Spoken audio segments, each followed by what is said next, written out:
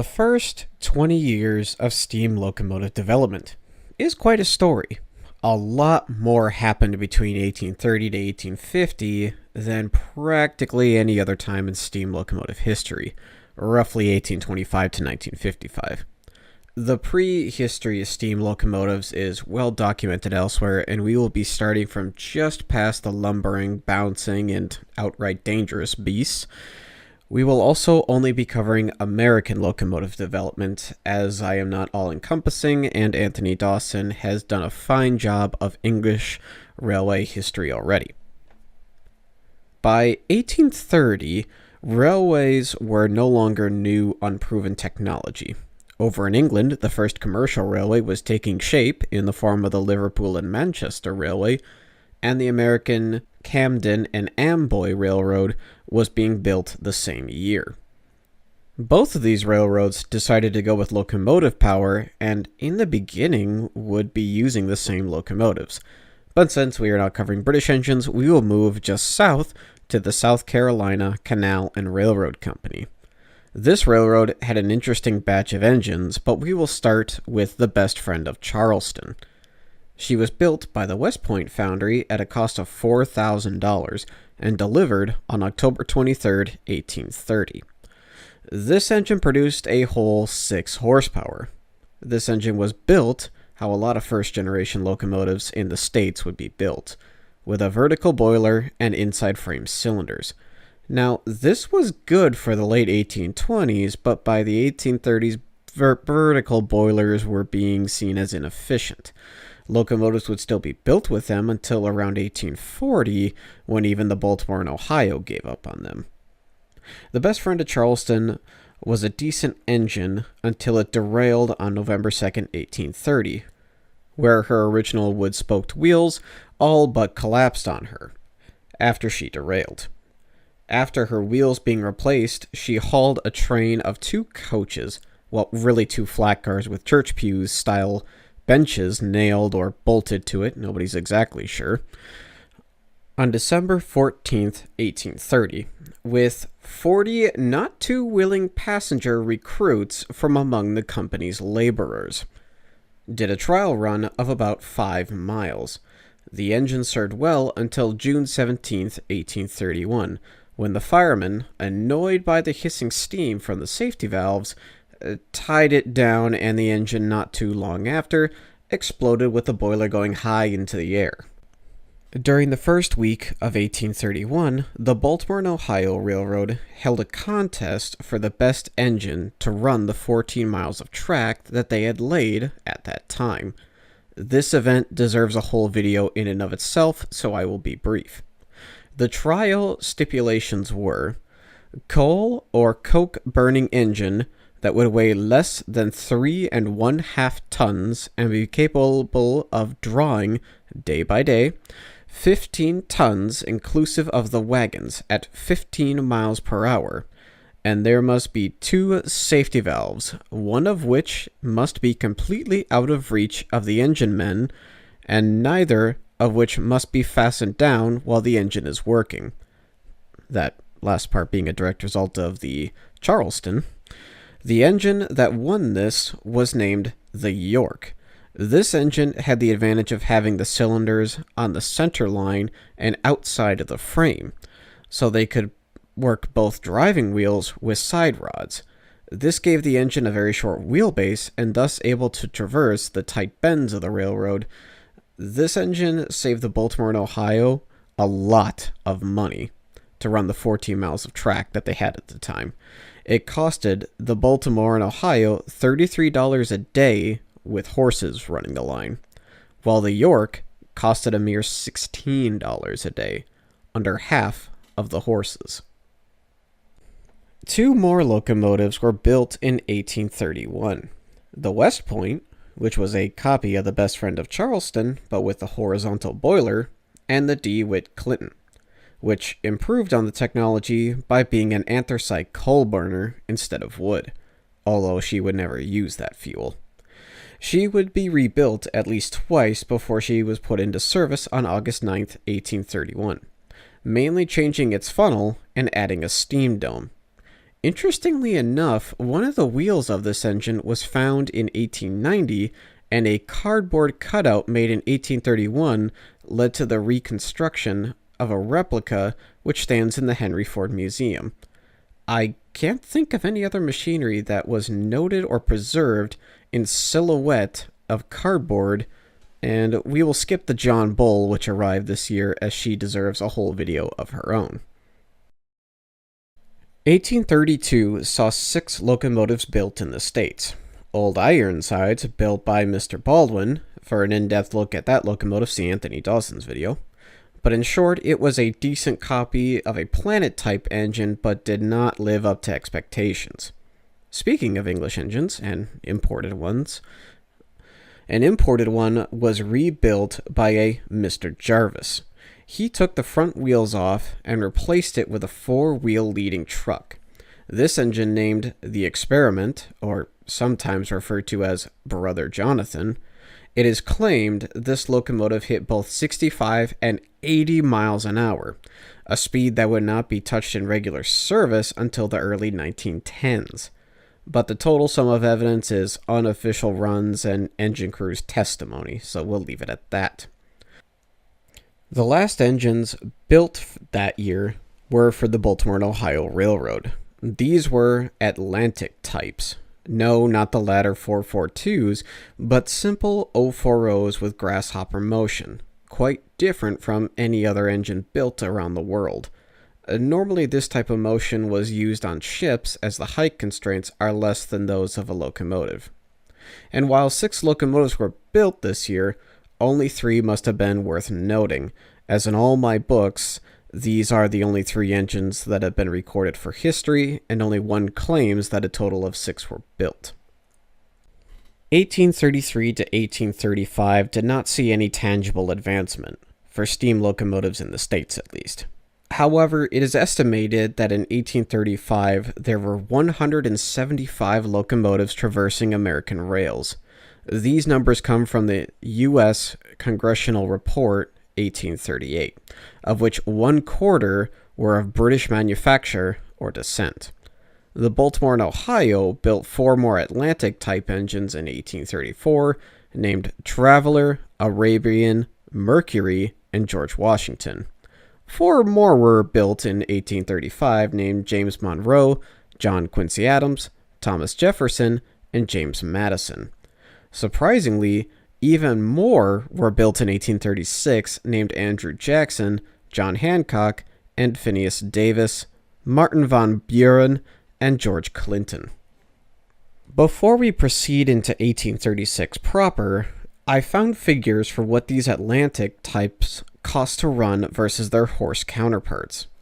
The Baltimore and Ohio Railroad was over 50 miles long at this point. The daily expenses for a 42-mile round trip are as follows. 1 1/4 ton of coal costing $7.50, oil and packing 50 cents, engineer's wage of $2, fireman's wage of $1 1/2, interest on her cost of $0.75, and a contingency fund contribution of $1, totaling a cost of $13.25 per day for an engine. The railroad estimated that one Atlantic did the work of 113 horses.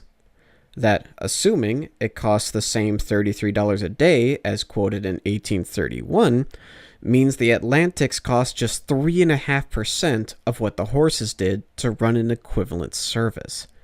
Such a substantial savings simply cannot be ignored. 1836 was the year that domestic locomotive builders really came into their own. A particular locomotive type was proving itself, this being the 420 Norris, developed by John B. Jervis.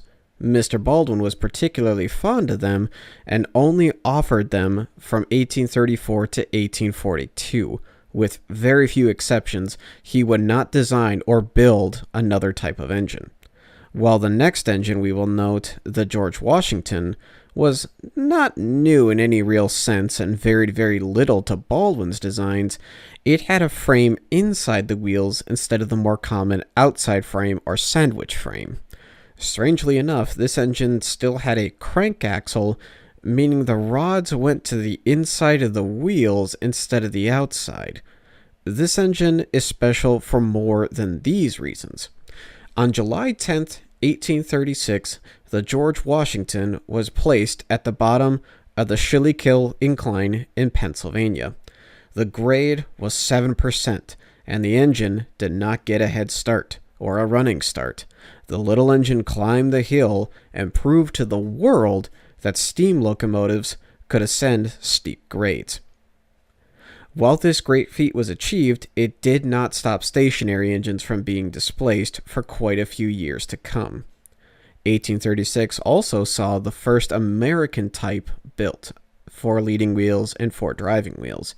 However, it was not successful as the driving wheels were not weight equalized and made the engine ride very rough and remain the only one of its type for another 2 years.